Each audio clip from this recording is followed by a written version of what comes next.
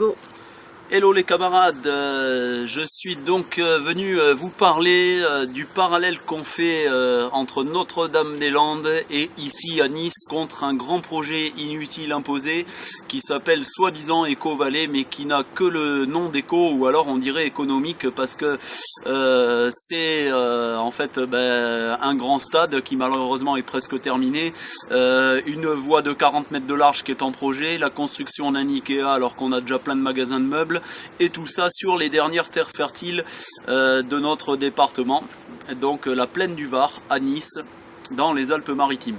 Alors donc, chers camarades, vous vous souvenez sans doute que nous avions organisé une marche de soutien à l'opposition à l'aéroport de Notre-Dame-des-Landes. Elle était partie le 8 décembre à Nice. Et on est arrivé le 10 février sur la ZAD de Notre-Dame-des-Landes et c'était pour en même temps dénoncer tous les grands projets inutiles imposés.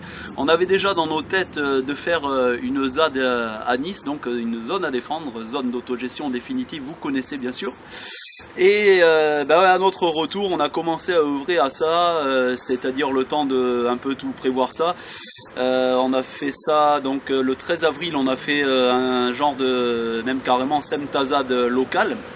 Alors on a essayé avec 5 camarades de réquisitionner une maison vide, mais les flics sont arrivés tout de suite parce qu'on s'est dit bon une maison vide ça peut servir pour loger des gens qui sont à la rue et vous savez que, je vous le dis, il y en a beaucoup sur Nice malheureusement. Et donc il y a des gens qui se font expulser de squat, les Roms qui se font jeter de partout. Je rappelle au passage que le 9 décembre 2010, à 6 h du matin, 145 personnes avec hommes, femmes, enfants, dont bébés, des demandeurs d'asile étaient expulsés par les CRS au 1 avenue Clémenceau à Nice, voilà, suite au lancement d'une plainte à cause du maire Christian Estrosi. Donc voilà, il se passe des choses très injustes ici aussi. Et bien là, voilà, donc notre action du 13 avril a été stoppée très rapidement. On a fini en garde à vue. Ça, on l'avait déjà expliqué sur Internet. Et donc là, il y a une semaine, c'était le 31 mai, nous avons décidé donc, enfin un petit peu avant, la maison avait été réquisitionnée de nouveau. Donc cette fois la réquisition avait réussi dans le sens que ça faisait 72 heures que les camarades étaient présents sur les lieux et que on ne pouvait nous expulser que sous décision de justice et sous une plainte du propriétaire. Donc il y avait du courrier qui prouvait que nous étions là, enfin les camarades qui étaient présents étaient là depuis plus de 72 heures.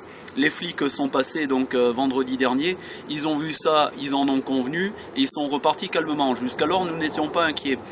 Mais quand voilà, les choses ont commencé à se gâter à partir de 18 h, donc vendredi dernier, la police a profité sans doute que nous n'étions pas là pour venir faire une véritable rafle des Roms, une véritable rafle de nos amis Roms, qui a été vraiment très dur, quoi. Nos amis nous ont raconté qu'ils ont été poussés, que la police leur a mal parlé, que leurs affaires ont été jetées, et tout ça pour être en plus emmenés par la police jusque plus haut dans l'arrière-pays, une commune qui s'appelle Gillette, au-dessus de Nice. Donc en fait ils ont été carrément emmenés de force, on n'a vraiment pas compris, quoi. C'était vraiment quelque chose d'effarant. Donc le lendemain on a convoqué une conférence de presse avec une élue d'opposition à Nice, avec aussi France 3, Côte d'Azur, avec Nice Matin. Et là les flics sont quand même revenus parce qu'on avait repris la maison. Ils nous ont donc forcés à sortir de la maison, mais tout ceci sans ordre d'expulsion, sans ordre de mission, sans décision de justice, sans rien, de façon totalement arbitraire, sous les ordres de Christian Estrosi, le maire de Nice. Ils nous l'ont dit directement, les flics, donc on a la preuve de ce qu'on dit, bien sûr. Et donc Alors bon, ce qui s'est passé, c'est qu'on a tenu tête.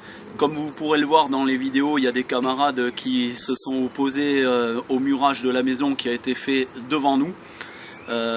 Donc en fait il y a eu un acte de désobéissance civile, mais vous verrez sur les vidéos que les camarades ont été traînés par terre de façon très brutale, et ça aussi c'est scandaleux.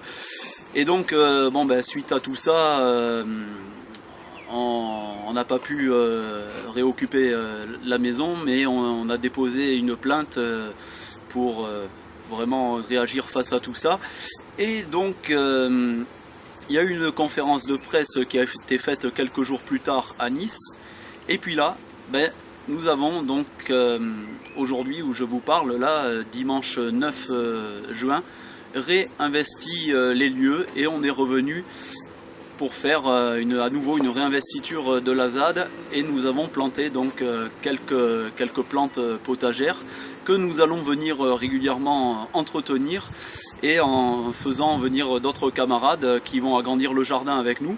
Et puis nous prévoyons aussi d'autres actions dans la plaine du Var, d'autres mobilisations, d'autres réunions, d'autres concertations pour continuer notre combat, et nous vous invitons donc à nous contacter et à venir le plus nombreux possible sur Nice pour occuper les lieux et puis pour planter. Et vous avez bien sûr carte blanche pour venir prendre des initiatives dans le cadre de tout ce qu'on fait. Les camarades, on vous attend. La ZAD est partout, on reste tous mobilisés et on va gagner. Super.